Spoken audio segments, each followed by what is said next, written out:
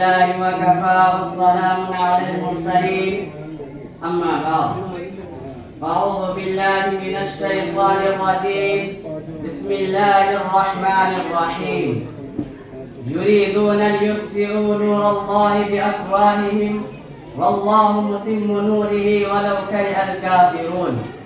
وقال النبي صلى الله عليه وسلم خيركم من تعلم القرآن وعلمه. انتہائی واجب الاحترام اساتذہ کرام اور مہمانان کرام، آج میں آپ حضرات کے سامنے انتہائی حساس موضوع پر کچھ دیر لب کشائی کرنے کی جرأت کر رہا ہوں۔ وہ موضوع معاشرے میں دینی مدارس کے کردار کی ایک جھلک ہے۔ حضرات، معاشرے میں دینی مدارس کا کیا کردار اور ضرورت ہے؟ کوئی بھی ہوش مند مسلمان ناواقف نہیں ہے کہ ان دینی مدارس کے ذریعے نہ صرف معاشرے میں اسلامی اخلاق و تمدن زندہ ہوتے ہیں، بلکہ معاشرے میں اسلامی علوم و فنون جیسا مبارک عمل بھی معاشرے میں جاری رہتا ہے۔ اور پھر یہ بات روز روشن کی طرح واضح ہے کہ قرآن و حدیث اور اسلامی تعلیمات کے بغیر کسی اسلامی معاشرے کی بقا اور اس کے قیام کا تصور بھی نہیں کیا جا سکتا۔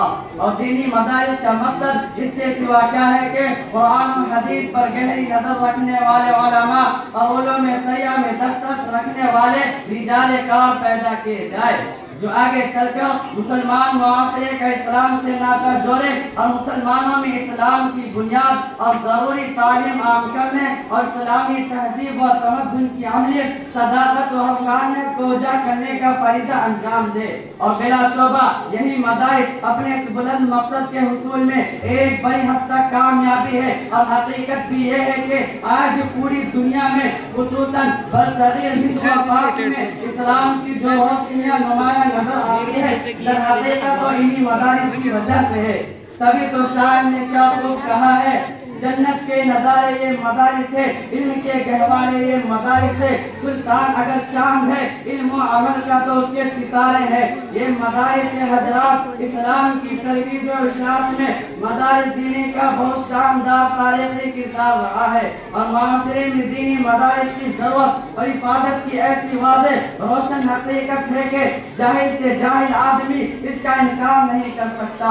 یہی وہ مدارس ہے جنہوں نے ہمیں ایسے نوجوان مہیا کیے، وَلْيَنظُرْ قَوْمَهُمْ إِذَا رَجَعُوا إِلَيْهِمْ لَعَلَّهُمْ يَحْذَرُونَ۔ پر عمل کر کے تعلیمی ایام میں اپنی توجہ کو ہر طرف سے کاٹ کر کے صرف علمی ترقی کی جد و جہد کرتے رہے۔ حصول علم کے بعد جب اپنے قوم اور خاندان کی طرف جاتے ہیں تو یہ اعلان کرتے ہیں جو پیغمبر اسلام نے پہاڑ کی چوٹی سے کیا تھا، وَسَارِعُوا إِلَىٰ مَغْفِرَةٍ مِّن رَّبِّكُمْ وَجَنَّةٍ عَرْضُهَا السَّمَاوَاتُ وَالْأَرْضُ۔